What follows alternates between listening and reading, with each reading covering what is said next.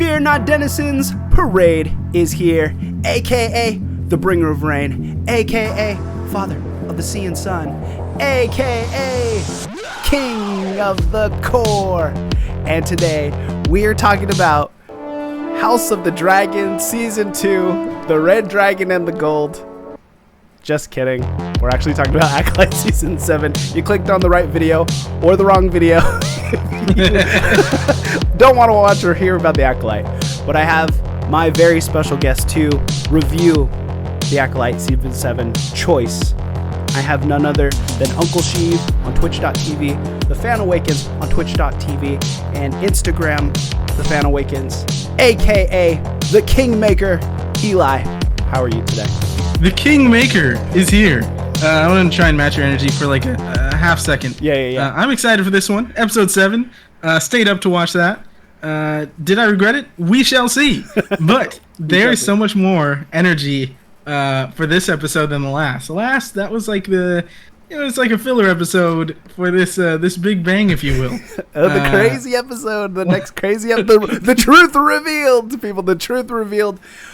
That's great. I'm super excited to talk about it because, yes, our energy was a little low because I felt like there wasn't as much to talk about, not enough substance. But here we get a recurring substance again.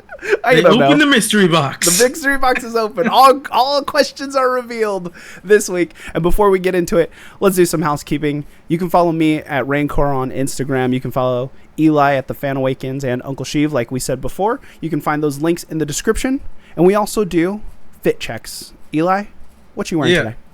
I'm excited because usually I do laundry once a week. You know what I'm saying? Yes. So typically by the time we do these reviews, the shirt has been worn. But it's been a while. But I'm back with my OG standard Rancor shirt right here. Tried and trusted. You know what I mean? I wear this thing everywhere. It looks good. So the color still looks good. My fave. Yeah, crisp. Yeah. The Bleeding Crown logo on RancorClothing.com. I'm actually rocking one of the I call it the tabletop run. It says ride or die with our D20 there. So if you want to grab a cool shirt like one of these, please check out RancorClothing.com. Go ahead. I have one more thing. Mm-hmm. By the time this is out, I'm also gonna have a video out on the Fan Awakens, and I mentioned it in the last video. Stuff happened, didn't get posted, but if you were there, I just want to start off by saying I am still also giving away a Rancor t-shirt. Just go to the video. It's going to be the fantasy draft video, and leave a comment. I'd say hashtag Rancor. Whatever your comment is, put hashtag Rancor if you want to be entered, and then I'll draw that. I'll definitely, when that goes up, I'll post it in the description if you're watching it. I guess we'll have it open for like a week or so. Yeah.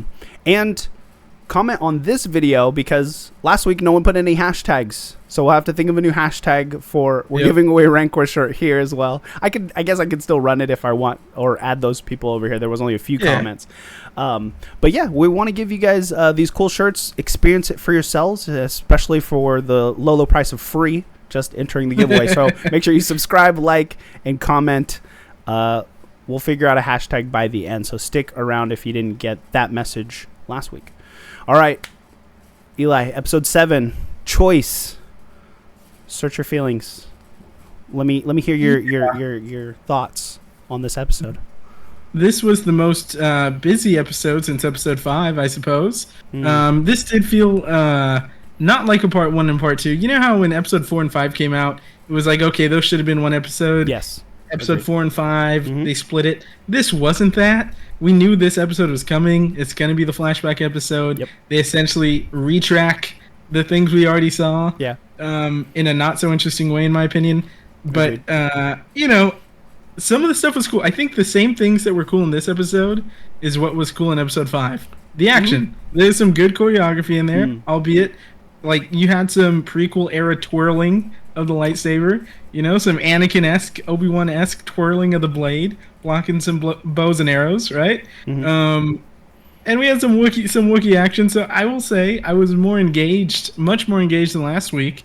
Unfortunately, that engagement didn't result in joy or happiness, but I was engaged. It's funny because I have since the beginning of the Acolyte, I've been what would you call it? I've been a fan of the choreography. This is actually, and we'll get to it, the Kalnaka fight scene is my least favorite. I was not engaged, and I was like, this is falling off for me, especially when we've had no combat since episode 5. This episode, at the end of it, I was like, what did I just watch?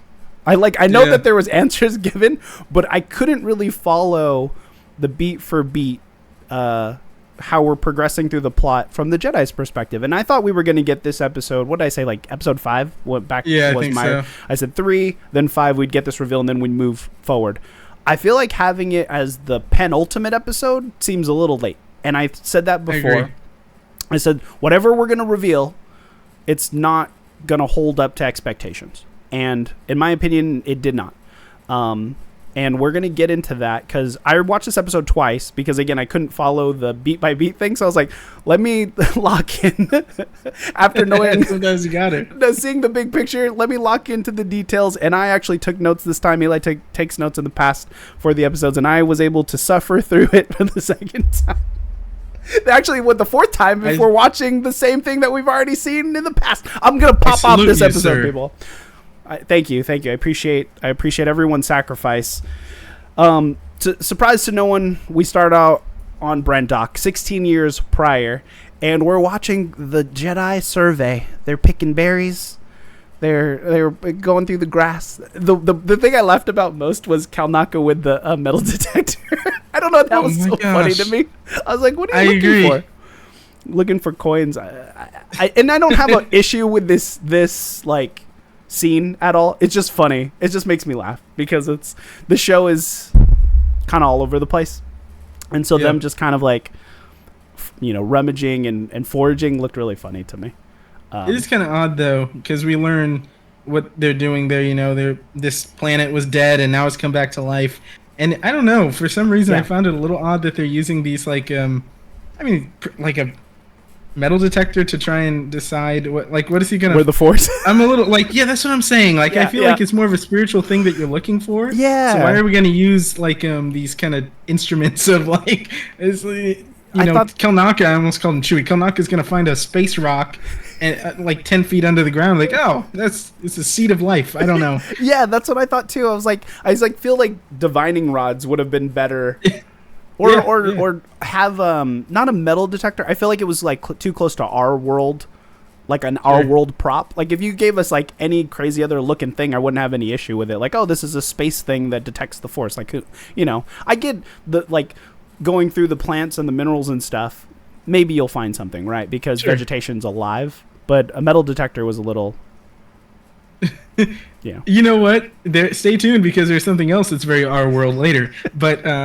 On one hand, I'm like, okay, this is kind of like, I don't mind seeing Jedi in this time of peace, right? Doing mundane tasks like land surveying. And I mean, I don't know if they outsource that. Apparently not. They're just like, hey, you guys gotta go out there and survey the land for a couple months, which I don't mind that as an idea. It's fine. It's just like, it's a little uninspired. In the way. I really like the shots though. Like, to me, Brendok, the planet of Brendok, has visually looked the most interesting to me, or feels the most cinematic of what I've seen in this show.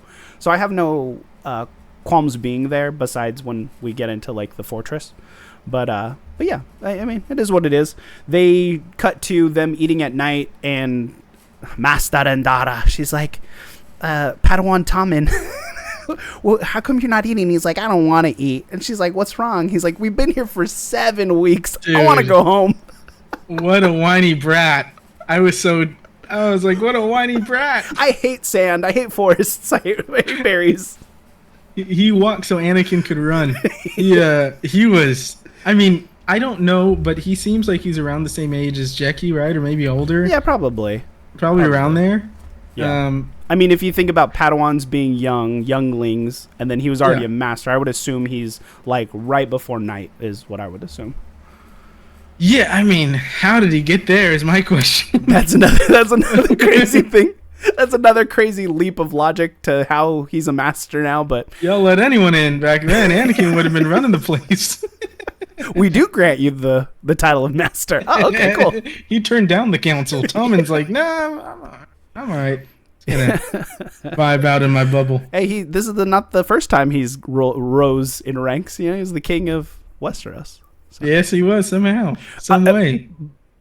Shout out though to, I'm gonna get to it, but Dean Charles Chapman. He's a good actor, like Game of Thrones caliber actor. I think his acting ability and most of the actors in this show are really good. It's just not a lot to work with.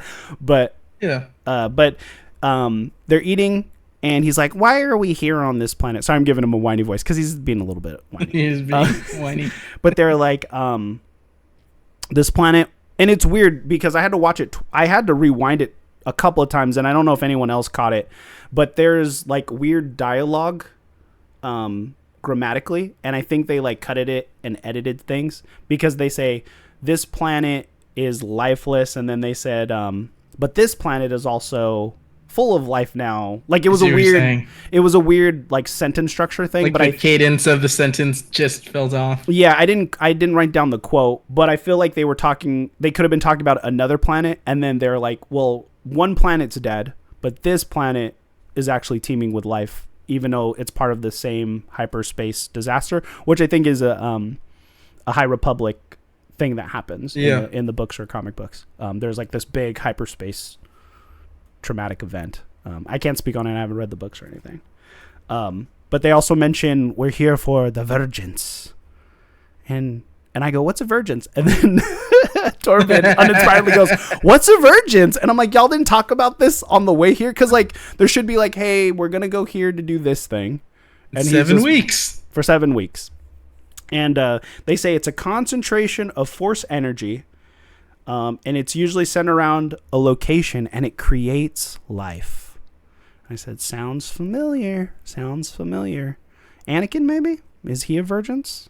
I don't know. That damn hole in the ground they worship. Well, that's not even the virgins. That wasn't even the virgins, which is great. Because I was like, yeah, they're like over the whole later, but yeah. What's interesting, the line that stuck out to me is he goes, the Jedi are very interested in it. They should... what is it? There's power around it, and it should be studied and protected. And I was like, I don't know if the Jedi should be creating life either. I don't think anyone should. I feel like that should be outside of the realm of my Jedi order. I don't know if study and protect it. I don't know if they'd necessarily be making life out of it. Maybe it'd just be like making sure nobody else does, because they seem to be pretty stern on not letting anyone wield the Force or teach the wielding of the Force whatsoever. It's like, we will end you if you feel a tingle in your finger and you don't tell us. It's because later on, Adara like, the Jedi have the right to test anyone who has any people who have the Force. We get to test them first. We have the right to. I was like, oh Jesus.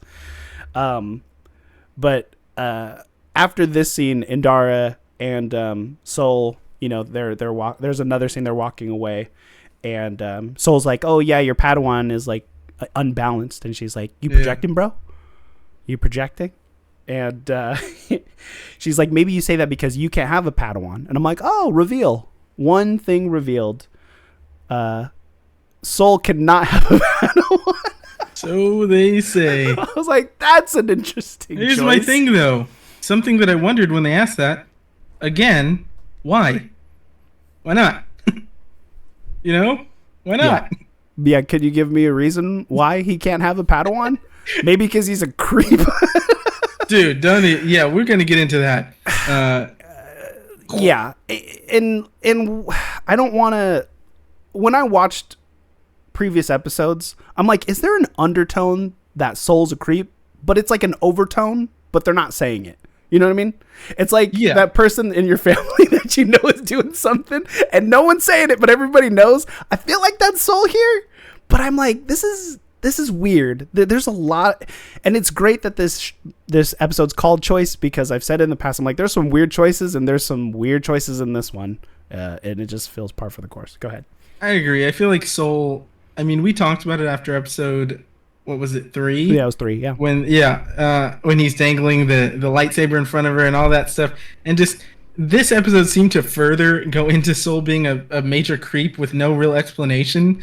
And on the surface, you could say, okay, maybe this is. I can hear the argument of like, what's the difference between what Soul did and what Qui-Gon did? And I'm not about to say that Episode 1 has the greatest script of all time here. Sure. But I think there was hesitation in Qui-Gon, and he wasn't like he didn't see Anakin and be like, oh my gosh, I gotta take that kid home. Yeah. I mean, we'll test to see if he's more sensitive. Then it came back off the charts, and he's like, well, then he talked to the council, and he was like, this kid's off the charts. I feel like we can't leave him here, whatever the case.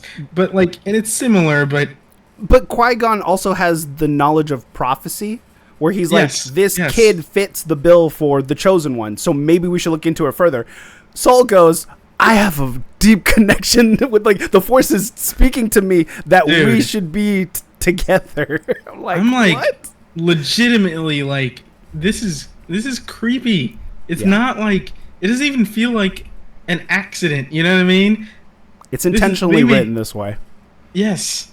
And that is where he's, especially in the age we're at now. But go ahead. Maybe not, because the writing in this series has been all over the place. Maybe they released the show and wow, Saul's really a creep. We didn't catch that one. But well, again, it's just similar to Adara. I'm like, you're writing Saul's a creep. Maybe you might be, whoever's writing this might be a creep and not even paying attention to what they're writing. I don't know. See, maybe though, but I think Saul, I don't think he's painted as the good guy here, right? Definitely not. I mean, if he was, that would be a different story. Yeah. If it's Saul was being noble and the whole time, yeah.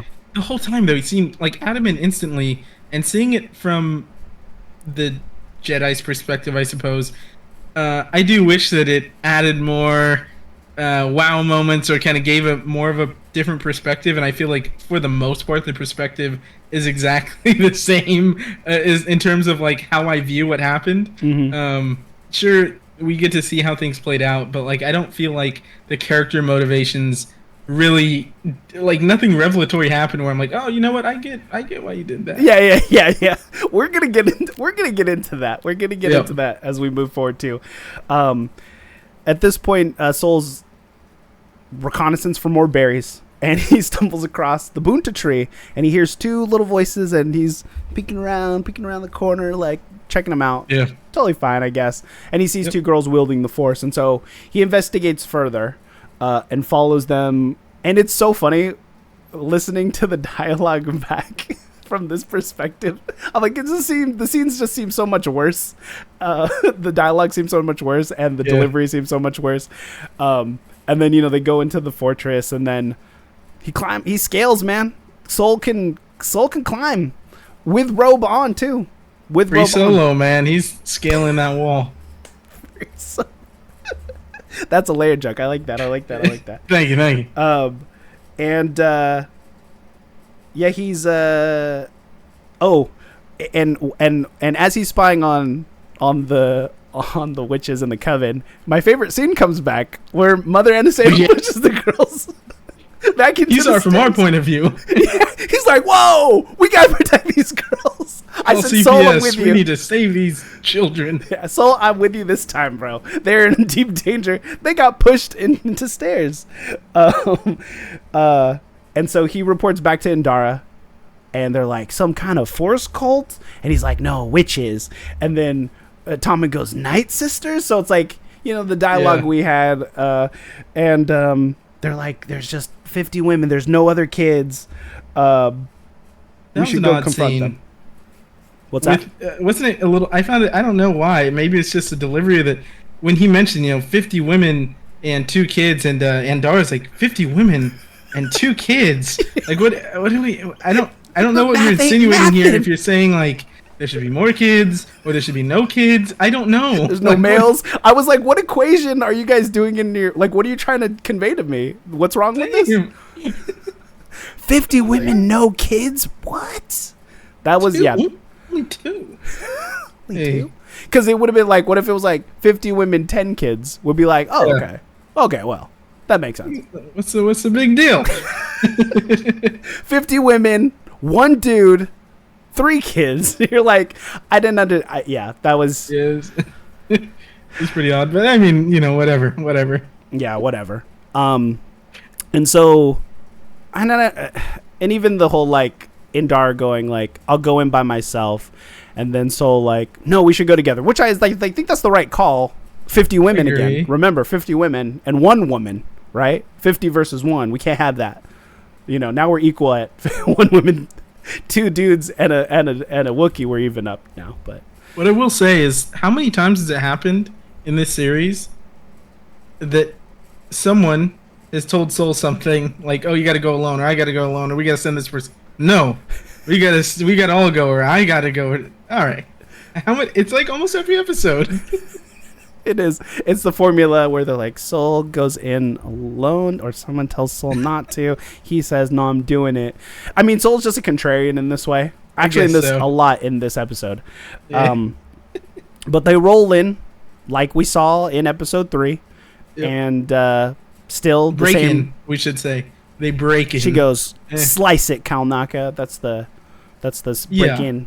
And they break in, and they walk in, and it's the same perspective that we get, but we actually see that Master Tommen gets his brain infected sooner than the black eye thing, because when I watched episode 3, I thought the black eye thing was the first initial like gah, but she entered his mind during conversation, which is actually kind of cool.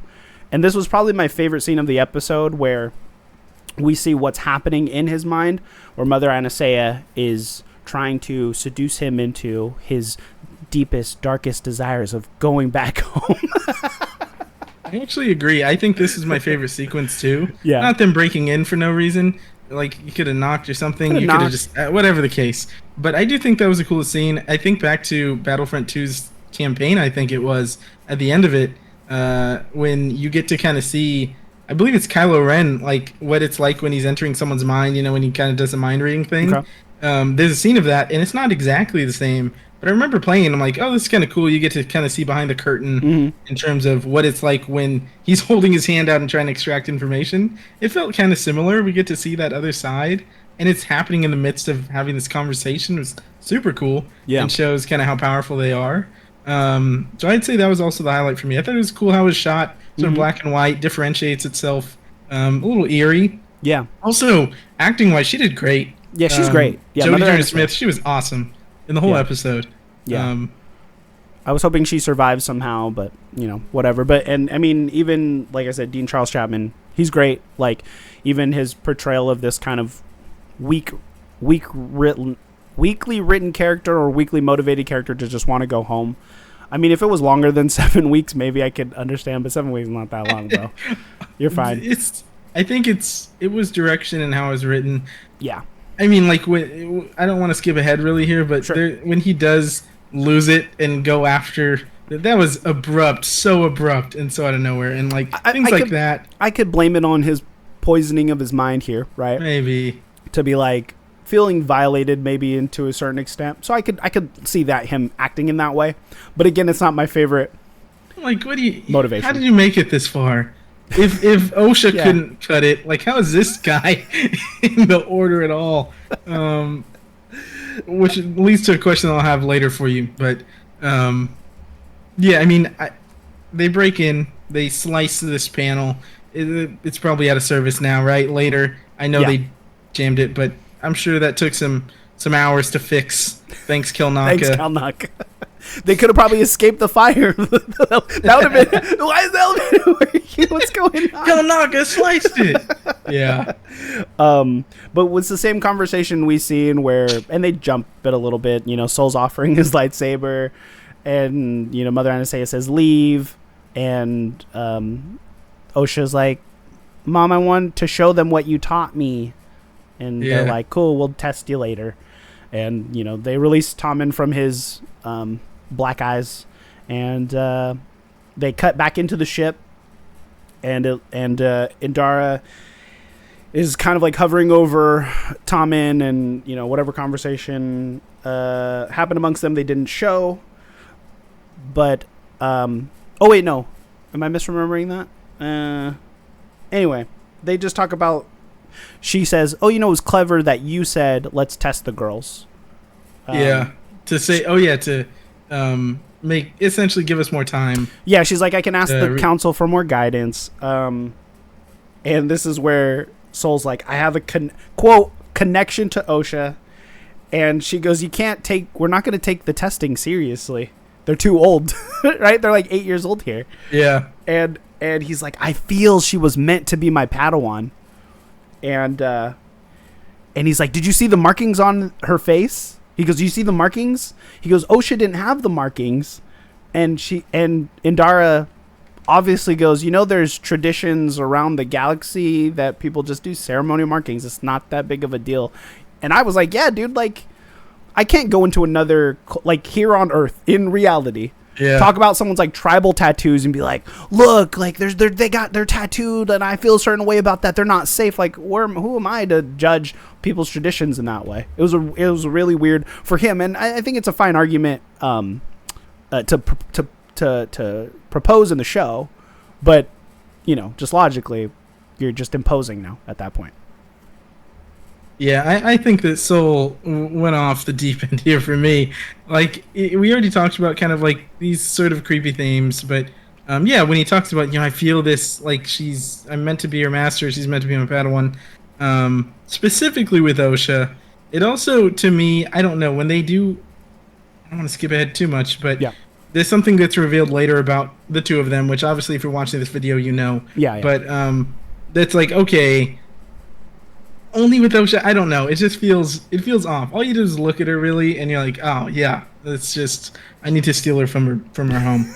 But you're right with the marking thing. Yes, there was more to it, right? Mm-hmm. You find out there's more to the marking, but on the surface level, how do you? It's like, okay, yeah, they got a paint on their face or a marking on their face. It feels like, yeah, maybe the Jedi were doing this a lot. We know they went around and took children. But to see it in practice and to see it this way, pretty off-putting. Yeah. So you're lowering down the ranks. If buddy. My homie was like, we gotta get those kids, man. We gotta make them safe. I'm like, we're not doing nothing like that. And like Soul seems like he's been this guy who's more attached to his Padawans than others when they talk about Osha, and like, I don't know. I'm like, was Jeki okay? I don't know. Yeah. I don't know. I mean, would we have been happy if we had another like? If Soul had another arc in this show where he made an impractical decision that got his former Padawan killed, I can see this as, I'm going to get this girl, I'm going to do it right this second time. This sounds like the first time, and it's weird. But if I saw something else, like a backstory like that, then I would be fine with how this is going. But just to blatantly go, I feel that the universe is telling me I need to train this kid, and this kid needs to be my Padawan. It's a little weird. And you know what? To be honest, like when you say that same dialogue with context, you could make that work. Mm-hmm. I mean, the Force is a thing that they can change and make work in ways they want, right? Like there could be a connection between a master and a pupil. They've talked about that throughout the series. It's an interesting relationship, that kind of thing. But it's just the way that it's executed is what makes it feel, it's almost like and this is maybe a bad example, but there's the meme where it shows like someone saying something and it's like flirting and it's the same thing and it's like harassment. Yeah. I guess you could chop it up to like it's all execution. Sure. But yeah, they don't execute it well and Soul suffers. Here's another way you could have wrote it. Soul could have been minding his business, almost falls off a cliff. Osha saves him with the Force, and then he's like, oh wow, like this kid is very strong on the Force. Have you ever thought being a Jedi? She's like, no. And then they have like, well, she's like, what's a Jedi? Because remember, it's a cult. Why would they be talking about Jedi in a good way? This is her first, what is it? Not confrontation, but for her first meeting a Jedi, and they seem like, good people. And then that's why Osha wants to join them. And that's why Soul wants her to come to the, like, that would just make sense. But they're just like so devoid of writing any coherent story here. And I'm just some guy sitting talking about it on a podcast, and I just came up with that like right now. I'm not even in my notes. Like, just give us something to make all this make sense. But we're far from it. I think they cut here to, he says, I think May wants to leave, or Osha wants to leave with us. And then again, Indar calls him out, and she's like, don't confuse what Osha wants with what you want. So again, he's projecting and he's putting it out there that it's something he's selfishly wanting. I wrote at the end of it, and I'll jump to it right now. Soul is not, I know now Soul's not fit to be a Jedi master or a trainer, and he's selfish. And I don't know if that's going to turn him to the dark side by the end of it, and that becomes his, downfall, and his is the story to be avoided. But I wish we had a little bit more context to that besides just this brief, moments with him. Yeah, I mean, from this moment, like we'll further into the episode. We'll go further into the episode, but I think there's so many weird story choices, character choices that, I mean, at this point, I wonder if you could have just made this Sol and Jackie, right, and just completely changed the story. Yeah. And still told essentially the same thing you wanted to tell. That's obviously not what we got with Osha and May. I mean, we're 7 episodes in, and we really haven't furthered anything about the characters in 3 episodes, 4 episodes. I'm getting some more complaints about them. Yeah. And we'll get to it. Well, let's finish up the play-by-plays here. May's test starts, and she's lying, of course. And then Sol tells Indara, like, "Hey, we're gonna do it a different way for Osha." And she's like, "Cool, you have my blessing." And May also says we're supposed to lead the coven, and they're like, "How?" And I'm like, to me, I'm like, that's kind of a weird question, because she's like, "How, your children?" And I'm like, when I'd assume that they're supposed to lead once the mothers pass down the leadership once they become of age. I agree. I didn't feel like it was such a weird question either. It's like in anything, why are you training your Padawan? They're not going to lead the Jedi Order now, but you got to have a next generation. It was a weird question. Yeah, and she goes, Mama says, we have to walk through fear, and everyone sacrificed to fulfill their destiny. And then they go like, whoa. So their bias is actually now being verified. And as a father, my daughter is, she can communicate well, but she's going to communicate ideas differently, or the way she's trying, her lack of words, her lack of understanding. You don't usually take children at 100% about what they say as like fact. And for the Jedi, for this 8-year-old girl to say it, I'm like, well, maybe she misunderstood. Like, maybe she's not conveying that correctly, but we don't know because they don't explain it. So the audience is just supposed to think that they are the bad guys. 100%. It is weird that they did take May at her exact word for everything, because I mean, if you ask my nephew, me and my brother are just friends. We're just homies who live together. Like, you know what I mean? It's like, oh, who are those guys? Like, oh, they're homies who live together. I'm like, okay, like, and we're your uncles and brothers. So it's like, that's a very different thing. Yeah, but, you know what I mean? Yeah, it is odd. It was really weird, and it's funny because they cut to Sol. Indara calls it coaching, but he's like, there are other children, thousands of other children. And I just thought of like Pinocchio trying to get all the boys to come drink and smoke cigars. I'm like, yeah, come on, there's candy and there's lightsabers. Dude. Like, come join us. I'm like, that was a weird thing. And Indara even like side eyes him during this, and she calls him out, and she's like, and and we get to the scene where they're like waiting for an answer. There was like a cool scene or not cool, but it's shot interestingly. She's on a computer, and Tommen's like, "Hey, what do we do?" She goes, "Hey, keep picking berries. I'm going to talk to the council." and Sol's pacing. He's like, "Something's wrong. Something's amiss." And Indara comes out and she goes, "The council said no." And Sol goes, "But she passed." Let me talk to him. I want to talk to him now. Let me talk to him. She goes, "No." She passed. Like, yeah, but you coached her and all that stuff. With that whole scene, though, like, I do agree. Like, they're waiting by the campfire with the speeders, ready to either roll out, or I felt like we were never going to roll out. Like, I felt like it was pretty clear. At this point, I'm also wondering, why is Kelnaka even in the show? Like, what on earth was his purpose? He's the technician guy. He's the tech guy. He's the slicer guy. I'm like, you're gonna put in the Wookiee Jedi, and he does nothing. They're like, okay, in the first scene, the episode 3, he does nothing. So it's like, okay, maybe we'll see him later. Yeah. And in this episode, He does nothing. Anyone could have sliced that panel. Anyone could have been taken over in their mind. I guess you wanted a cool Wookiee fight for a minute. That's cool. But, like, why is he even there? What a waste. What a waste.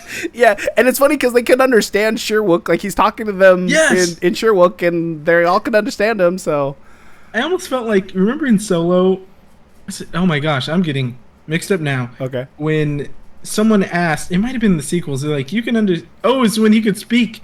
some Shriwook. Yeah. And like, wow, 9 movies. You never you never spoke a word in his native tongue. Yeah. Imagine at this point you're fluent. Yeah.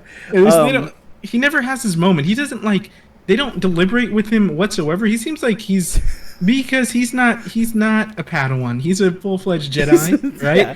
And they're talking to Torben more than him. It's like they never ask him. Like, he's never like giving his little 2 cents. Like, oh, you know what, Kelnaka, that's actually a good idea. Or like, no, Kelnaka, or he agrees. Whatever the case. Yeah. When Like, my question is, why is he there? For a cool fight scene. A cool fight scene towards the end.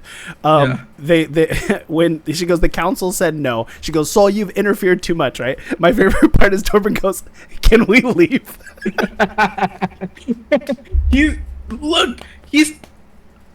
Yeah. Can we go home? I was like, you sound like my daughter when we're in a store too. Like, can we go home now? I was just gonna say, it reminds me of like when I was a kid and my mom would take me through Mervin's, and can we go home? Please? Can we go home, please? I'm so bored. My legs are so tired. I'm like, dude, I don't know.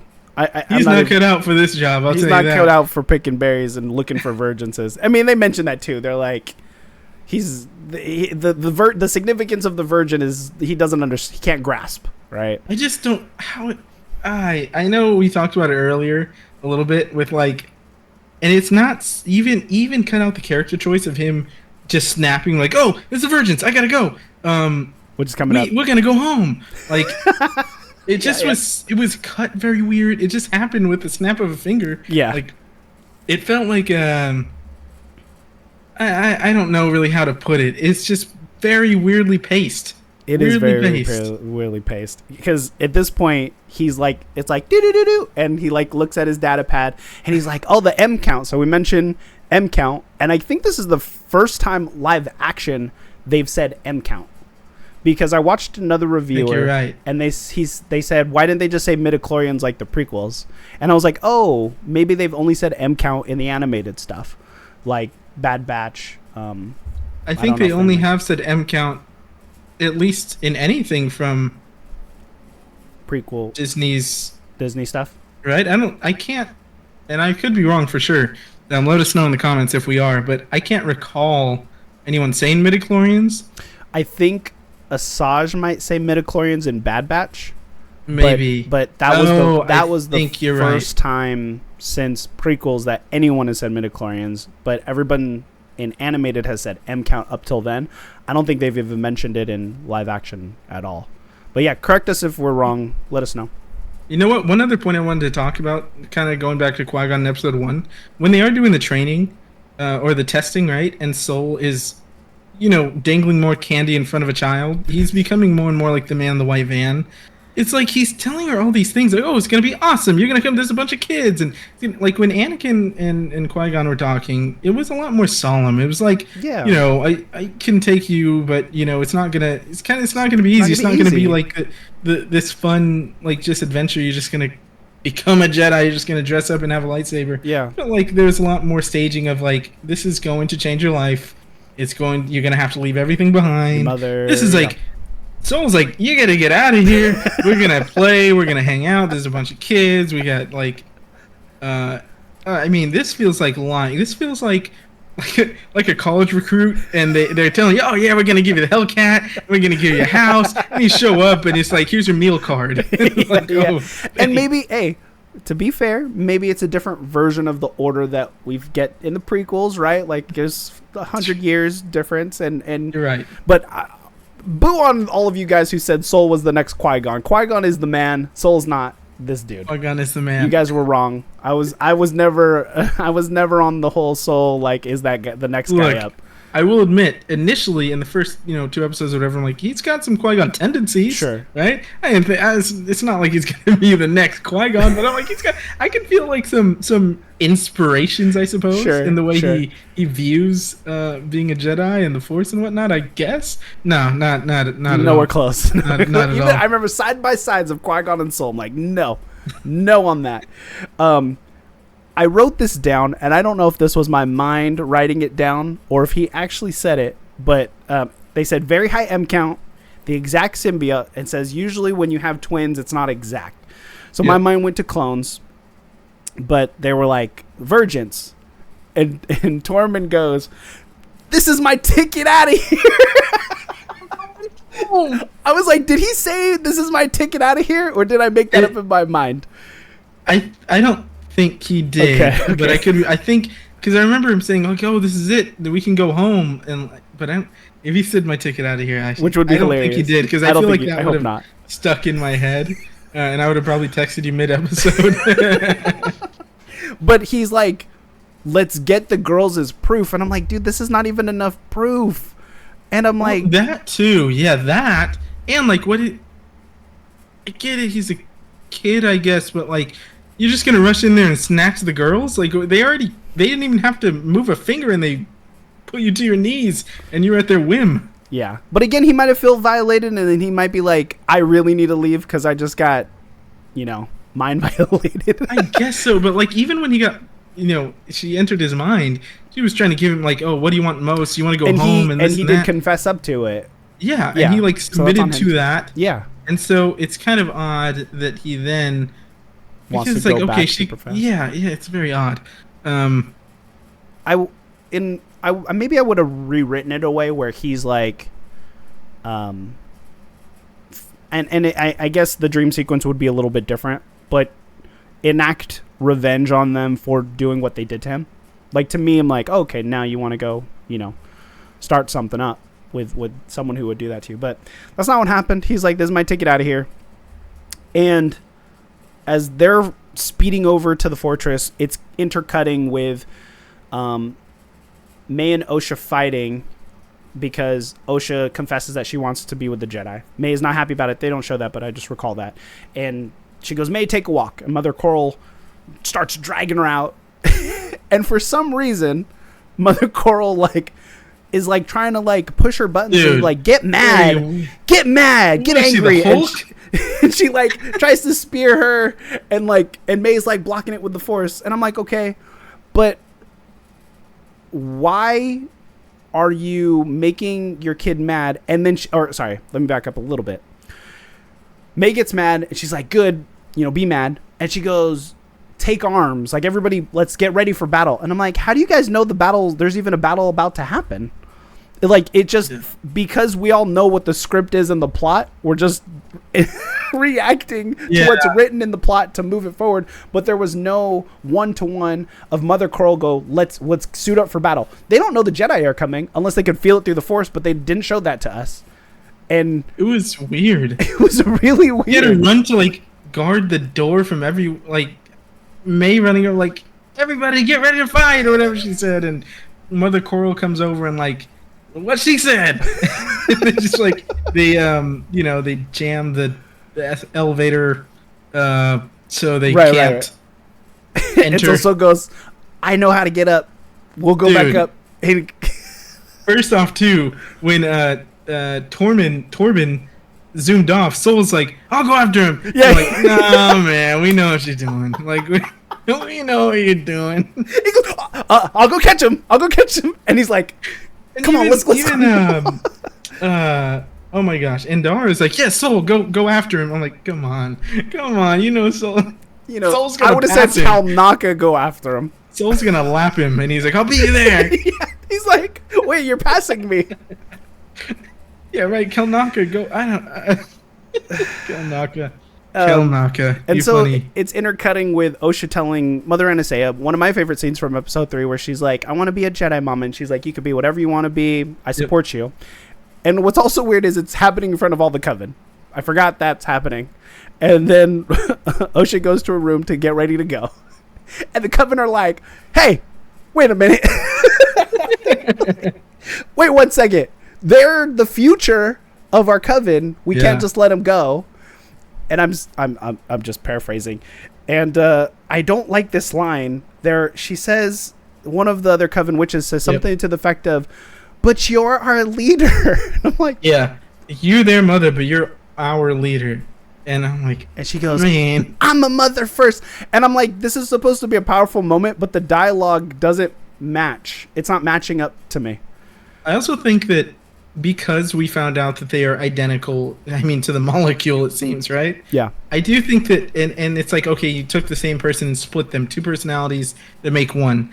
I do think that it would have benefited to maybe they need them both. Like, they need both sides. And it's like, okay, we can't, like, we still have May. It's like, May wants to be here. Like, okay, maybe, and if they would have said, no, we have to have both sides to make this work. I don't know, whatever they do, right? Yeah. Maybe. But it's still just a mystery. We don't know. It just seems like that would have added to it, right? Yeah. Like, if you made a point of it, maybe add to it on their side, right? Yeah, or give us that information. Like, give us, as the audience, have the conversation of why they were created. Because, like, this is the opportunity to tell this story, right? Tell us why they're important to them. Besides, they're the future, they're the leaders, everyone needs to be sacrificed. That doesn't matter. I need to know, like, why they were created. Like, just something so brief. And I don't know if it's the writing where they're like, we're gonna make this like a, we got 4 seasons of this. I'm like, no, you tell it in the first season. You do it as if you're not gonna have any more seasons. You make the show like this is all of it. Like, you don't always pre-plan, because if it just doesn't come to fruition, we're just never gonna have those answers. And I feel like we're gonna get Tales of the Coven, and then they're gonna try to explain. Dave Filoni's gonna have to explain it, or Tales of the Creep, and then we're gonna have Soul. Backstory of the Creep. I am curious. How did Soul get brought into the Order? Like, what is this, like the precedent that was set? Like, he's like, oh, when I was a child, they dangled the saber in front of me, and I was like, oh man. Maybe if Soul joined at 8 years old, it would make more sense. Yeah. Like, if it's like, oh, I joined late. Like, if Endor would argue that, he's like, well, so was I. You know, like, yeah. I'm like, oh, okay, I get why you're acting like this. But he even confessed, oh yeah, the Jedi took me in at 4. Like, I was young, you know. Yeah. And I'm like, dude, what is happening? And so May runs up, and we see the scene again where she locks Osha in the room and grabs the lantern. And this was the scene that everyone was talking about, how like all the rocks will catch on fire. Doesn't make any sense. And I was thinking that maybe the Jedi caused this fire, but it's exactly what we saw. It was May causing the fire. She just didn't say, I'm going to kill you. Yeah, they cut that part out. I'm going to kill you. And May burns the book. And I don't know. I thought, I wrote it down, was, what a dummy. She's surprised that the book is burning, that she's burning. But again, I'll give her grace because she's a kid. Yep. Oh, crap. Like, my actions have consequence. And she drops it, and oil spills. But again, it's all rock, unless these rocks are highly flammable. I don't know. Look, yeah, electrical that's fire what my brother said. So my brother was like, I was like, oh man, that's like, did someone pour a bunch of kerosene on these rocks before? And my brother, he's like, hey, we don't know how space rocks work. We don't know what these rocks are. Maybe they're flammable. I'm like, that's fair. That's fair. That's not the most egregious thing that happens in this episode, though. It's surprisingly space rocks burning this whole fortress down. Where if you're like, have any sense, like, think about this too. If you have any sense that these rocks are flammable, you wouldn't put open flames next to them either. I also think they would have led us to know that. It feels like sort of writing 101, it's like, okay, we'll tease that, like, hey, don't spark that by the rock. The metal detector. That's why the metal detector's there. Carl Notch should have said something, but he's not saying anything.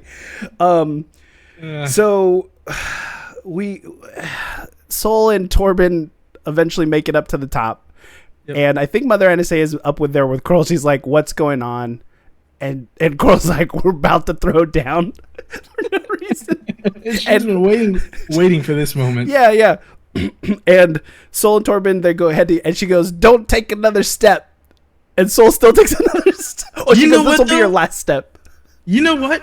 I'm on her side. You're coming into my home. Why wouldn't I? Like, why would I not? 3 times in this show. There's no more talking. I'm with Coral at this point.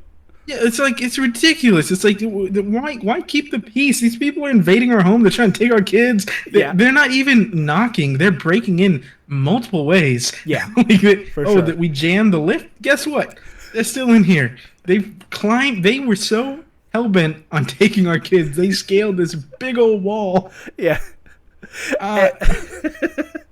And they have the conversation where Sol goes, how did they create the girls? And I hate this choice where Coral's like, oh, they know. And I'm just like, oh God. I'm just like, stab them. Just stab them already. My other thing is, for this Coven of Witches, and I guess it's odd, assuming they can wield the Force and all. Why are they using bow and arrows? I don't know. It felt a little goofy to me. Like, maybe this is like an analogy, and they're trying to really lean into like I don't know, maybe. Yeah, colonization, things like that, and maybe that's part of it, symbolism. Yeah. But like I feel like they've shown they're pretty, I don't know, adept. And even Mother Coral, she's just using her staff. Yeah. And I'm like, you could do some, like, can she not wield it? The thread? I feel like you can. Oh, right, yeah. Yeah, like, I don't know. I was like, I feel like it's not time to throw the stick around if you can use the thread, you know? But we haven't seen her use it, so maybe she doesn't know how, but maybe not. I don't know. Not. And that's fair, to be honest, maybe not. It's just, clearly they have some abilities because they were swag surfing together in the auditorium. Hey, this is only the power. That was the power of one. We need the power of many. But we see May run up and she says, Mama, fire, help me. Okay. Yeah. This scene makes no sense. Yeah. Editing is awful here. Sol, she says, fire, help me. Sol goes, OSHA. He gets it wrong. It's not OSHA. That tracks. Dummy me, I look to see if her tattoo's covered. I'm like, hey, can you see the tattoo? Oh, you can't see the tattoo. So that's a call back to why Sol can't tell the difference between the girls. Must not be that strong of a connection. That's all I could think of. Because he's like, oh, my connection with OSHA is so strong. So strong. And then so strong, but not with May. Not at all. But then May runs out and OSHA. I'm like, clearly, it's not that strong, Sol. And after he says OSHA, it slow-mos into Coral going into attack position, Tormund going into his Jedi defense or attack position, and then Mother Anastasia all of a sudden turning into this Infinity War, like, starts deteriorating and turns into this, like, weird dark side thing. Or I don't even know. She's becoming Mist. It looks very dark side-ish. And at second watch, we see May also Infinity War. Hey, Mr. Stark, I don't feel so good. And I don't really blame Sol at this moment, but it is a weird choice for all these sequences to happen and then him to decide to turn on his lightsaber and stab the Mist and kill her. It is very odd because I mean, it's a tense moment. You know, you want to save OSHA, I guess, and I mean, she turns into this giant black mist cloud thing. I don't know I saw what they did to Torvin. I don't know if I want to mess with this. But then when it starts happening to May also, obviously we don't know what this ability is. I have a feeling maybe they'll bring it back in the next episode. But I didn't even think about that. Yeah. 2 or 1, I think they say, or something like that. So I have my theories, but okay, we'll talk about it at the end here. Yeah, we'll talk about it at the end. But yeah, I mean, Sol's right there. I guess stab it. I don't know. It was like, I get it. It's tense, and it's like, oh, what are they doing? I don't know. OSHA, who I think is OSHA, is also turning into this. I don't know what you would call it. It's not a cloud quite. It's not dust. It's like stringy almost. I don't know. Yeah, it was like kind of like goo, but like in mist form. I don't even want to call it dark side because they're just turned into a magical mist. Yeah, but nothing. He decides to stab it, and I get it. I mean, if you think that's OSHA, and maybe you're like, if we're still on the track of him trying to protect the girls, stabbing it, sure, but you're killing somebody. All I'm saying is all these Jedi seem like body cam off. You know, like yeah, 100%. And so in another weird thing, in dying in his arms, she's like, I was gonna let I was gonna let Osha go with you guys. She chose you. That was so weird. I don't know. And then she's dying on the ground, and May runs up to her, and she's like, Mama. Another weird choice is in this cutscene, another badly edited thing. Mother Coral is not in attack position anymore. If you've seen your partner just go down, we're throwing down. There's no waiting. There's no... I mean, maybe if it's like shock and, you know, they show her kind of like freaking out. But the next thing we see her do is go, May, run! Another weird choice. And I was like, no, you would just be battling at that point. There's no room for standing still and not talking. It was just I guess you were... Maybe you were shocked. I don't know. Shocked that she died, but... Sure. We could explain it that way. I think it's just badly edited. I agree. Because go ahead. As someone like my homie family member is there on the ground, I'm blasting, I'm fighting. Like there's no like in Guardians 2. Oh yeah, I killed your mom. Great boom, example. Boom, boom, boom, boom, boom. It's like no, there's no more conversation. There's no more conversation. But go ahead. You were gonna say. I was gonna say, like, even when she was expanding into that whatever she was expanding into, and so I'm like, oh, is he gonna still stab her in the heart?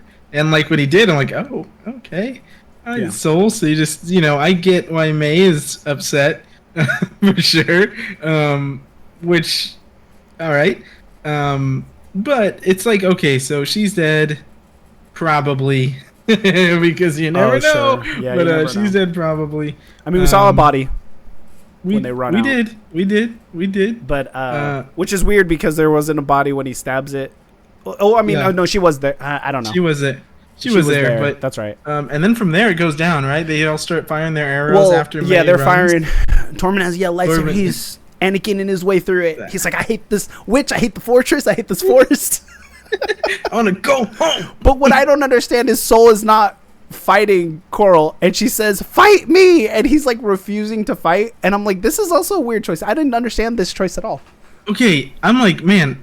Soul really doesn't seem to. He's always pulling those moves. Where he's just kind of dodging out the way. Decking, dodging. But I mean, he just stabbed Mother Anastasia. I just felt like it was very weird for his character, given that we see him not, just not very aggressive. Even with Chimere, like he didn't finish him off. You know what I mean? Like yeah. Oh yeah. You know what I mean? Like I know it's a different situation, but. I mean, I would just end Coral too. Like what? Like to me, for him to feel. That's what I thought was gonna happen. I thought it's like, well, but plot.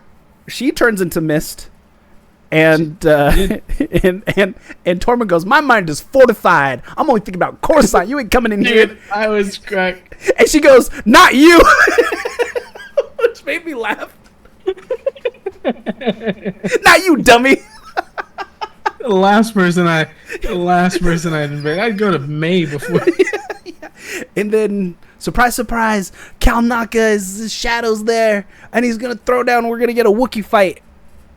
I mean, I can see why people would enjoy it. For me, the Cal Naka fight, I don't like because he had a lot of opportunity to just kill him. So like, and in my mind, when he picked up Tommen and then shoved him into the wall, he could have just picked him up and sliced him in half right there. Because I'm like, in any video games, you're killing him right there. But he like picks him up, holds the lightsaber back, runs them all to the wall, smashes his head. And I still don't understand the scratching. Like they never show that happening. Maybe when he gets thrown. But I'm like, you're a Wookiee. You could just pull people in half.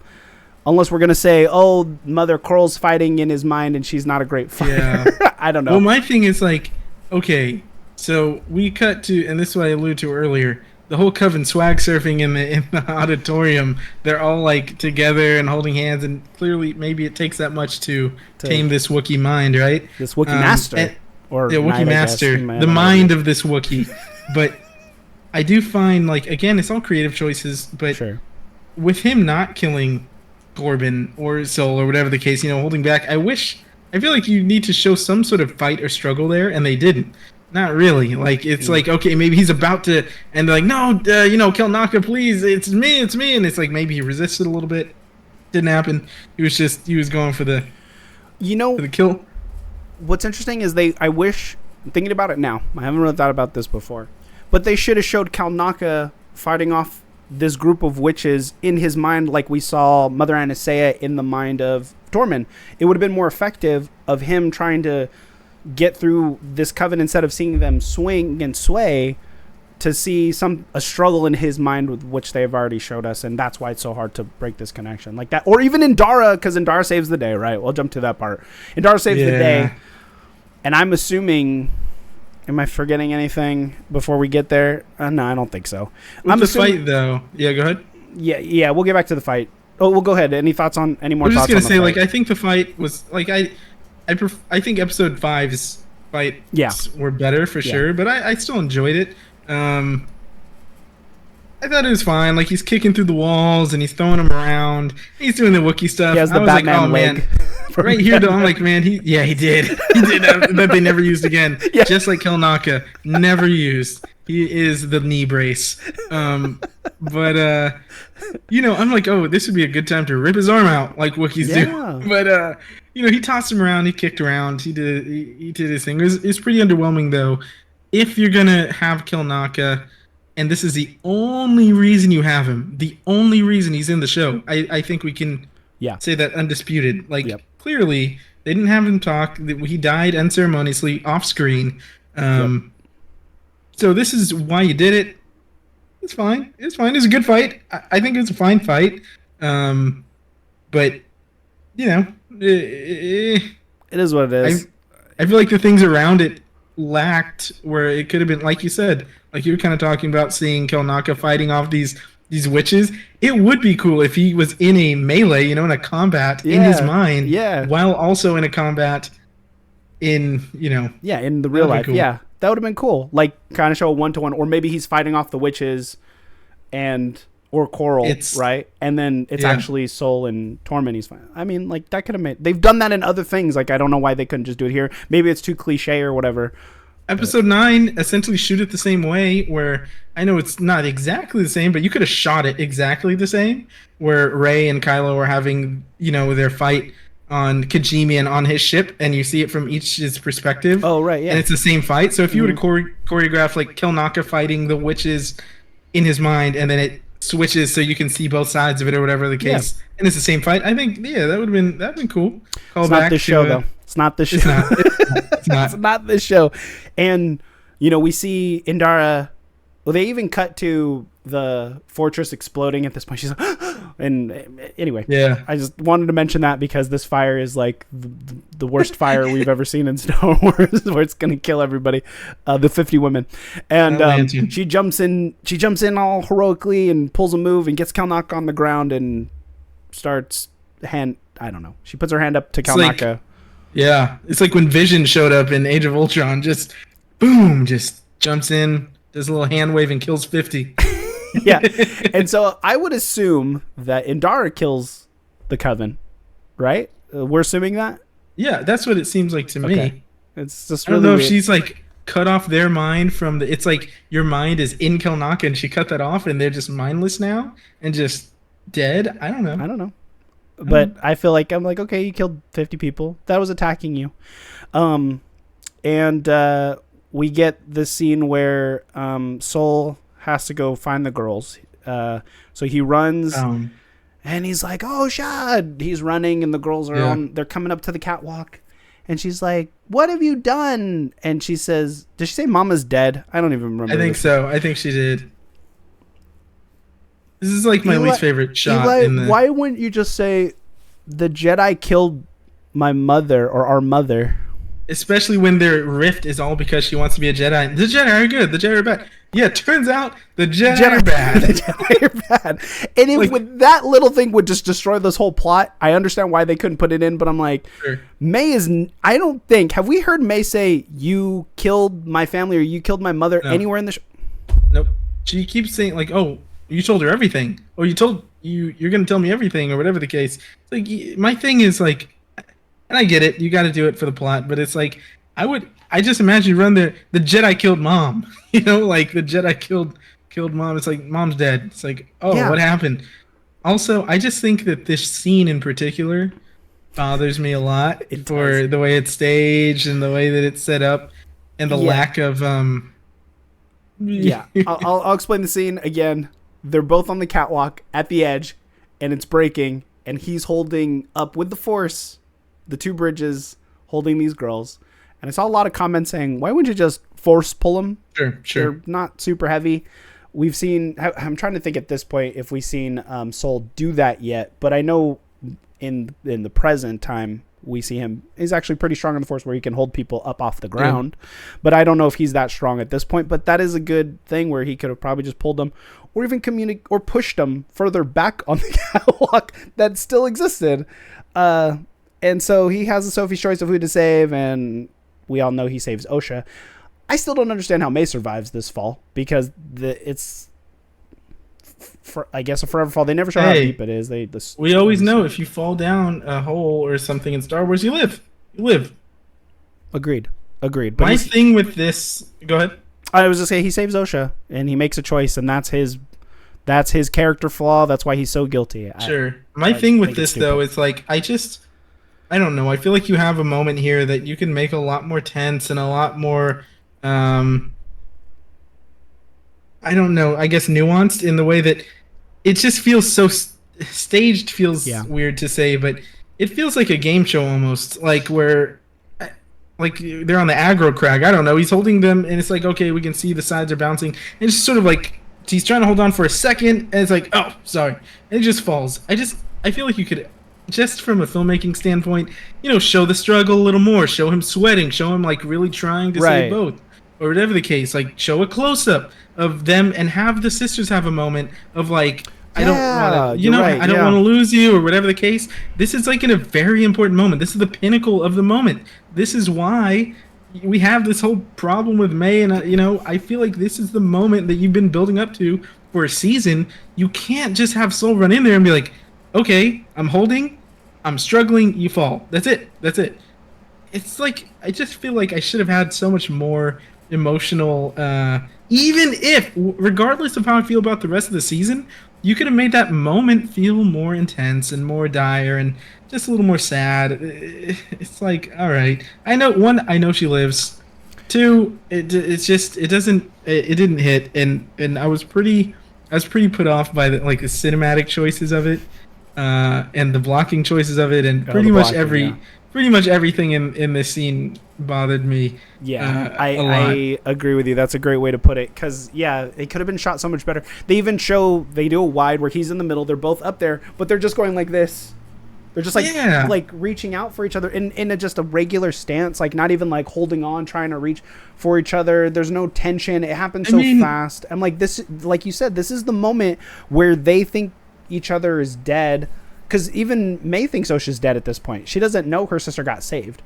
And I feel like the scene is only written this way because they know what they're writing in the script, and they're like, oh, they're both alive, so we don't even need to make this scene intense at all. That, and one, it doesn't seem like Soul really tried that hard, to be honest. It seems like he made that choice pretty quick. And I feel like you could have, it's just, we've seen this exact scene in a million movies, right? And a million shows where it's like, okay, someone's hanging on, and like, okay, either you gotta let me go, or I can't hold on. It's whatever the case. You could have had Soul there and like, I'm sorry, whatever the case it is. She doesn't remember, but show the struggle, show him want to. I know. Oh, God, you just reminded me of like even the scene with Hawkeye and Scarlet, or Scarlett Johansson, Hawkeye and Black Widow, and he's holding on to her. I would have loved to see a scene where he has to make the choice, like he's holding on to both girls, and he makes the choice to let her go. Like, to me, that'd be more impactful. Obviously, the whole thing is a misunderstanding of who's dead, who's alive, why the girls aren't together, and all this stuff. But yeah, you nail it on the head, dude. It's just so. And it's like they made it so abundantly clear throughout the entire episode. It's Osha, Osha, Osha, Osha, Osha. Yeah. And so when you get to that point, it doesn't seem like there's really any thought. And he's like, I'm dropping May. And I get it, but that one really just bugged me. I just wish there was some deeper thought put into like the pinnacle of this show. Yeah. And even though I'm not as invested as I hope to be, you can still be invested in moments. Yeah. And it felt like that's a defining moment of the show, and it pretty much played out how you would expect it to from the rest of the show. So right. The final scene here is Osha is laying down. We've seen this on, I would guess, life support, and Indara, Torben, Kalnaka, and Sol are having their last powwow, and she tells them we're finally going home. So Torben's like, yes. And Kalnaka, go somewhere else. Go somewhere else. You know, you're not adding anything to the story. I'm tired of you guys. I'm done. And Sol tries to walk away, and I can't. Okay. I thought Indara was the smart one in this show, and now she completely looks as foolish as everybody else because she decides to put hands on Sol.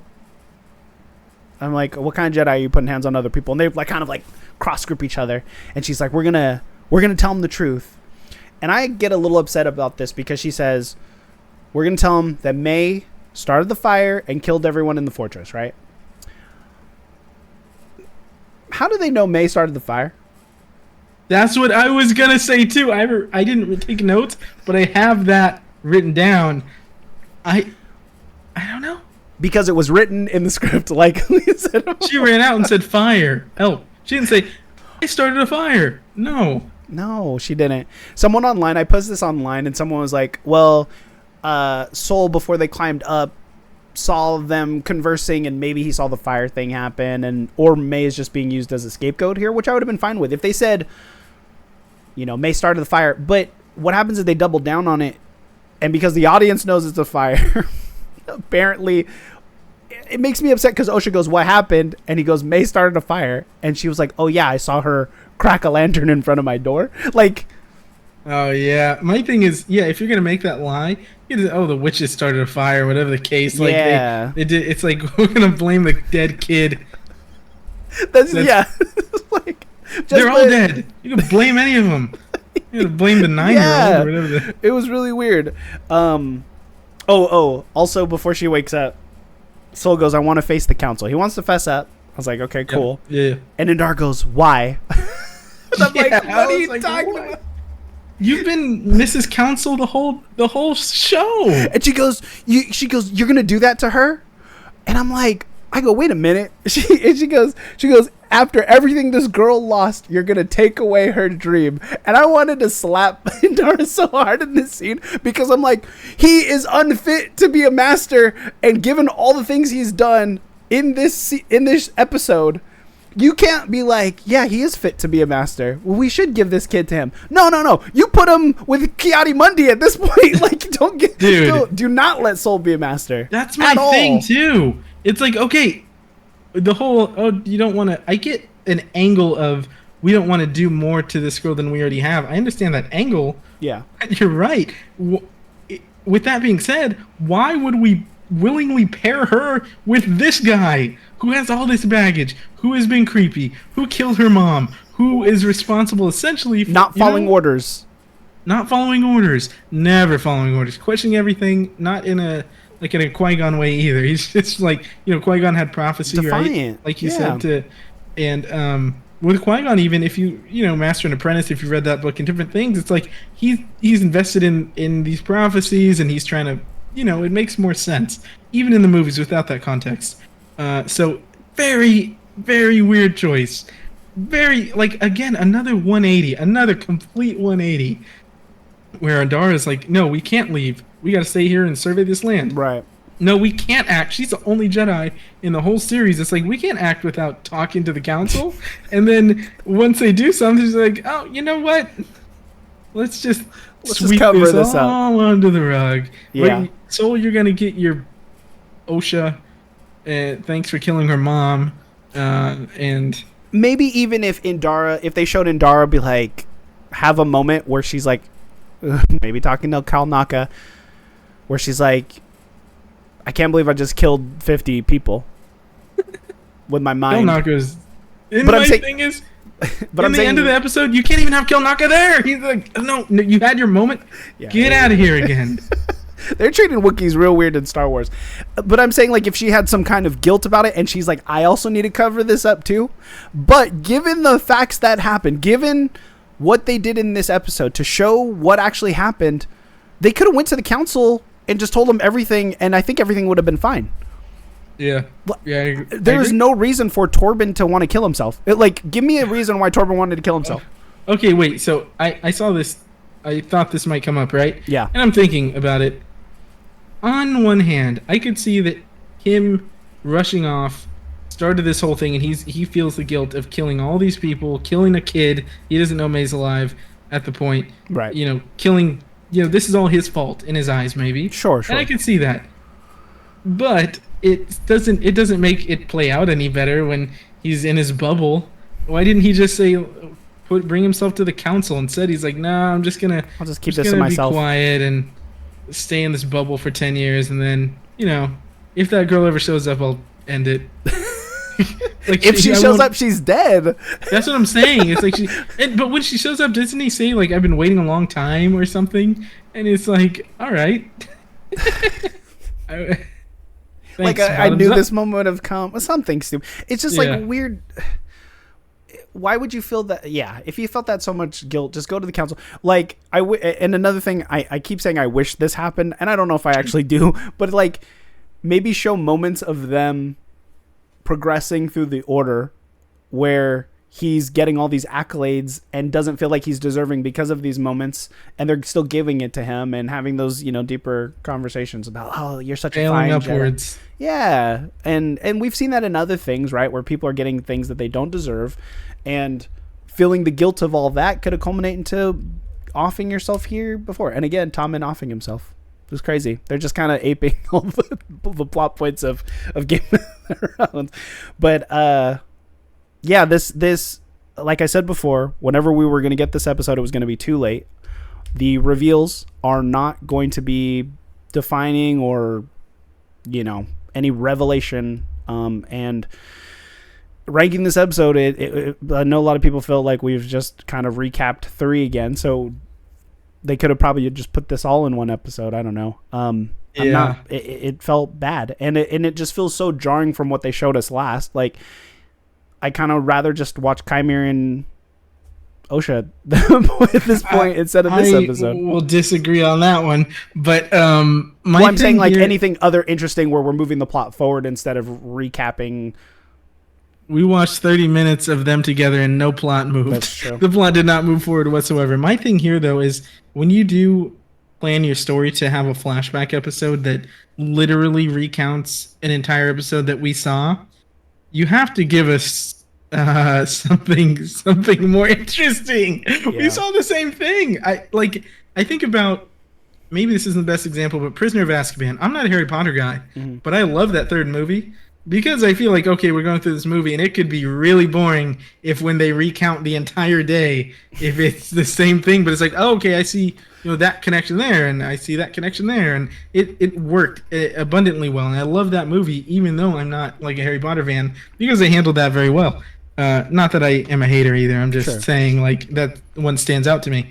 And this, I'm like, okay, which at a point pretty early on, I didn't feel like they were going to give me anything that really changed my mind or wowed me over. Oh, now that I see this side of it. Okay, we saw them run the test. I already knew that they May failed on purpose. They told us that. Yeah. And then I already knew that. I saw this. I don't need to see the same thing from a different camera angle. That's what I got. Right. It wasn't a perspective of someone who thinks they're doing the right. Well, I mean, it kind of was, but it wasn't. Yeah. I'm still not on their side at the end of it. I wish it was oh yeah, I kind of see what the Jedi. I don't even know. It's so hard. It's so hard to kind of even justify any of the sides because it's just all over the place. Go ahead. We got one more, and we got a lot that's still just all over the place. I don't know what's gonna happen in this next episode. Me either. It's I'll start off with the ranking. I think we said last episode was a 3 because it was slow. This episode had more laughs, more things to laugh about, but it wasn't very good. I mean, it was just so underwhelming. And the only thing that really for me, I'm only coming away with the Mother Anastasia going into Tormund's mind. And so I would rank it. Go ahead. What were we going to say? You might sway me. Go ahead. Oh, well, okay. I was going to say we forgot to mention the credits. We forgot to mention the credits. I'm sitting there, right? I usually sit through the credits. It's not like I'm reading all the names and everything, but I sit there, I'll pull out my phone and start to message some friends to see if they watched it.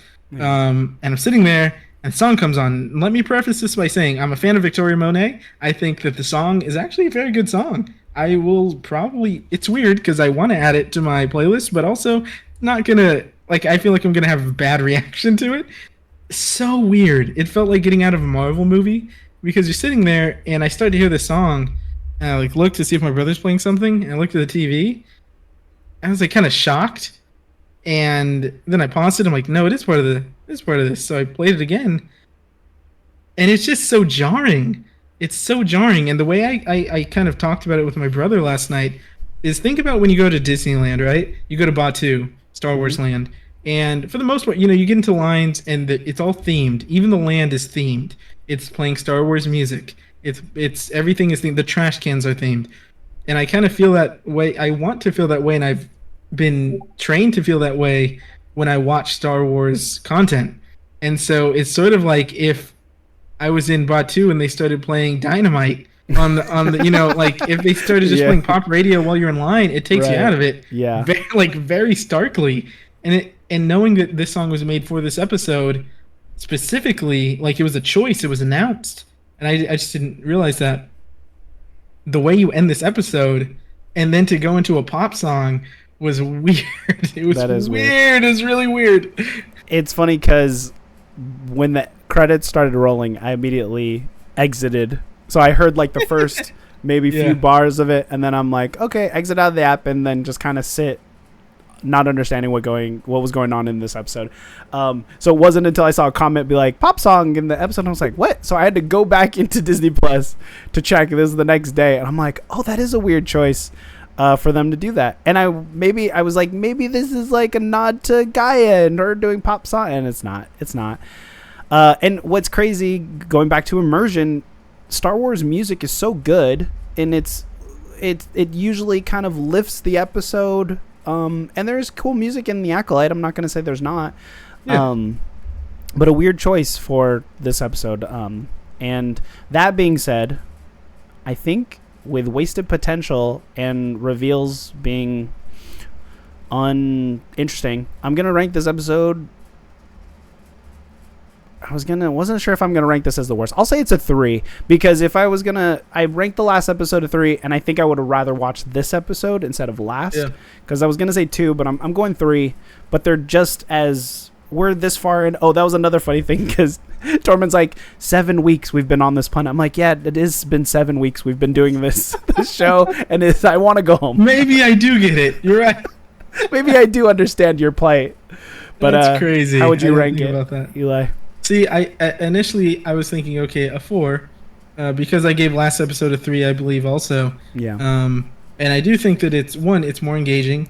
The Mother Anastasia scene was better than anything in the last episode. Yeah. So that on its own, I thought, okay, should elevate it. But when you think about the weight that this episode was supposed to carry, makes you, okay, maybe I should grade it on a different scale. Yeah. I'm gonna give it a 3.5 okay. because although it was more engaging, there's better scenes, there's some better cinematography. I don't know if I'd say that. There's some nice shots in the last episode, but there was a few better scenes in this. There's an action scene that's fun. We saw some lightsaber twirling, and I was just more interested, right? Yeah. I'd rather watch it again than the last episode. Sure. It is odd to me though, and I want to go back to the credit thing, not for the credits necessarily, but just to say that I do believe things should evolve, right? I think we've seen a franchise that fought evolution, which is Star Trek, and you start to see the fan base die off. Yeah. And I think they've tried to course correct that way too late, which hopefully, there's still some life that's going to be breathed into that. And I think Star Wars should and can and has evolved over time. But that I can't believe the the credits of a Star Wars show took me out of something so much. Odd. I'm not trying to be a hater or anything. No. It's very weird. To unimmerse you is something definitely to be. You're not the only one, and it's good to mention it here because I'm sure other people felt the same. And I wasn't like mad or anything. I was just like, I was talking to my brother, and I'm like, this. I just feel just weird. Like, it's a good song. I'm like, I'd be bobbing my head and everything. Yeah, good song. Just so out of place. Yeah. Even like I go to the DJ Rex, Oga's Cantina mix, and there's barely any lyrics. If anything, there's other species, languages in it, but there's still no lyrics and. Very Marvel. I was waiting for a post-credit scene. Yeah. Maybe teasing post-credit. One other thing I want to mention. It's funny. My daughter's like, "Let's watch The Acolyte," and I was like, "Sure, let's put it on." So I rewatched episode 1, and it's funny because Amandla Steinberg has a lot more personality in that episode. She's like having fun. She's like chopping up with the other actor about not other actor, but like, oh, you guys went out to drinks, I stayed in, and they're kind of setting up. And I'm like, I actually do like the way they set it up. It just doesn't lead to anything. And even showing these girls that came from this coven, there's just no interesting things or no callbacks besides my mother this, my mother that, and there's like nothing of substance. Even calling back to going like being in the order and not like failing, right? She mentions it to Chimera in the last episode. There's just no substance with Osha and May that I forget the show's even about her, and it starts with them, right? Like, this is what the show's all about, unless Soul's the Acolyte. But I don't know, man. It's very disappointing. Go ahead. Question: if you remember, what is it that they say to each other when they're in the woods? And I think they've said it before.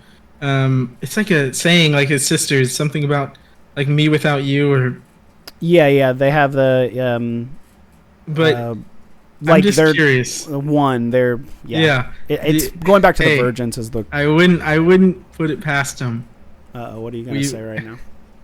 Okay, I don't. This is a little out there, and I'm not. I'm just throwing it out there. What if they become one? What if they become one? The two personalities come together. We see them turn into this mist, and is that what you were gonna go for? That's that's what I was saying earlier. What if, because they're like, oh, they're exactly the same. It's two sides of the coin, two sides of the personality, and they're like, you know what? We're actually gonna take this one further. They are one. It's gonna be like a Dragon Ball fusion, and but they look exactly the same. Because they are the same, and it's just like I don't want to say it's gonna happen. I think that would be very outlandish for it to happen. But the mist thing, I'm like, are we gonna come back to that? Because I don't know what it was that I saw. Also, are we gonna come back to the Yord and Osha thing of, oh, my mother could do that when they're talking about Chimera? We're gonna see in the next episode. I mean, maybe I still have a feeling Chimera has something to do with the Coven because I think he knows in some way, but I don't know, dude. I'm ready to watch the episode for this to be over and to maybe end whatever this nonsense was. But I have a feeling they're gonna have more mystery, still not explain anything. People are gonna flip flop. They're gonna change at the last moments. The Acolyte has been renewed for season 2 and 3. I would be very surprised because it's just I don't think it's reviewing well, and I wanted to like the show. If you watch. I'm sorry?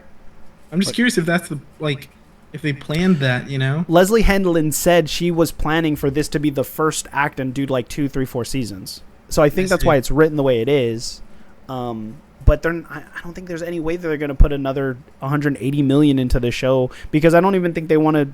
I think I saw something like Amandla Steinberg is fired from Disney, so I don't even think they want to work with her. I don't know. I feel like I don't know. I don't know if that. I don't think that's the case because I haven't seen anything. Okay. That feels a little. I just saw again. Don't quote me. I mean, I saw something to that nature, but that's like a thumbnail clickbaity thing I saw. Sure. But to me, I don't want to see any more of the show. Like, I don't. Me either. I mean, they. And it's funny because in episode 1, they introduced Jackie. They introduced Yord, and I'm like, I wish these characters were still in the show. Because they're actually Yord and Jackie are actually good representations of Jedi. Soul, Indara, Kalnaka, Tormund are not, and it's just frustrating because Indara could have been, and they just wasted Carrie Ann Moss. How have they made it this far as an institution? And that was another line I didn't like. She's like, you're noble intentions are going to be the fall of the Jedi. And I'm like, nah, that's not what felled them, but okay. Noble intent, like... These intentions also don't seem very noble. Well... Yeah, that was fun. That was fun. I enjoyed doing these reviews with you. I'm sad we're not gonna do any more reviews past one. I should float to you that I'm thinking of doing like a synopsis of the entire season, but I don't even know if we should do that. We'll talk about it off air. But I feel like we need to kind of like put a pin in it instead of episode, or maybe the next episode will be the pin, depending on how long it is, what they'll actually show or reveal. Any other theories besides them fusing into one? I mean, I think Sol will die. I think Chimera will die.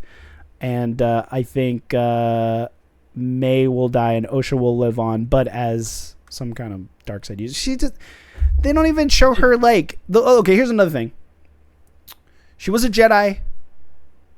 She tried to use the Force in the first episode and doesn't attempt to use the Force ever again. And there's no progression of her trying to use the Force. So I'd like, is she going to be able to use the Force all of a sudden in this last episode? I don't know. I mean, maybe the helmet does unlock something. They did set that precedent. I forgot about that.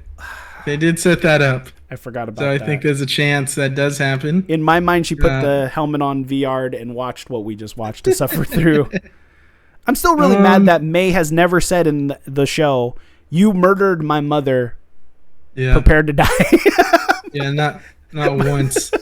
It feels like that'd be a big thing to say. Also, why do you care about these? I feel like if there are other Jedi around, I'd fire that off right away. This guy killed my mom. Yeah. That's why you know what I mean? Like, yeah, because I'm like, oh, okay, makes sense. Unless she doesn't want him to know who he already knew who she was. Yeah. They already know. It just for the sake of the writing, it just doesn't make sense. So I hope you guys enjoyed our review. I hope you're not suffering as much as ours. I was looking forward to talking about this episode. I had a good time, and I hope you guys are having a good time as well.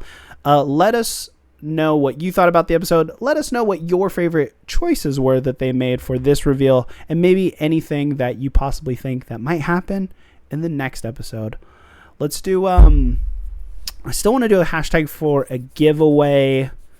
Maybe you could... I don't know. Maybe like choose a side. You know what I mean? Mayor Osha or the Coven or the Jedi or something there. You know, we got. I was thinking of like I think it's too long, but "Can we go home yet?" would be really funny. But yeah. Are we there yet? Are we there? Home? Take it out of here. I don't know. Let's do hashtag creep. Hashtag creep to enter into a giveaway for a Rancor clothing shirt. Look in the description. Follow Eli at the Fan Awakens on Instagram. Follow me on Rancor on Instagram. Can I say, if you're leaving a comment on mine, I don't want hashtag creep to be in my comments for no reason? Can you just put Rancor? Hashtag Rancor. We're going to be watching the video like, oh, this guy's a creep. I don't want. Well, in context, it's Sol is a creep. We all know who the creep is. We all know who the creep. Tales of the Creep. But yeah, stay tuned for, not on this channel, but on Eli's channel, and we'll link the description in his channel, for the Star Wars Fantasy Draft. You're going to vote for either Rancor or the Fan Awakens to who put the better Star Wars movie team together. And that being said, I hope you guys have a rest of your galactic day. Punch it, Chewie. Boom! Leave the younglings alone. Bye, guys.